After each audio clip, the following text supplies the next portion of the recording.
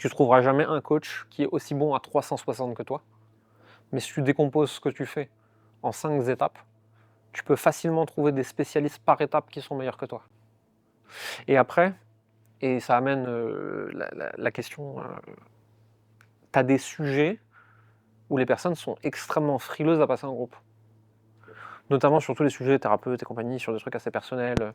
Alors moi, ce que j'aime recommander dans ces cas-là, c'est en fait la personne, elle vient chez toi parce qu'il y a un sujet très personnel et très compliqué, mais probablement que pour la débloquer sur ce sujet, il y a 90% de ce que tu fais qui pourrait être fait en groupe, et tu gardes les 10% très personnels et très compliqués en one-one. Mais ce qui fait qu'au lieu d'avoir 10 heures de one-one avec un client, t'en as plus qu'une, et le reste se fait en groupe. J'avais donné cet exemple avec une personne qui bossait à l'époque sur les TCA, l'anorexie, boulimie, etc. Et il me disait, ouais, non, mais enfin, elles veulent pas se livrer sur les traumas qui ont créé ça en groupe. C'est pas grave en fait. Mindset et amour de soi, ça peut être fait en groupe. Reprendre des habitudes saines, ça peut être fait en groupe.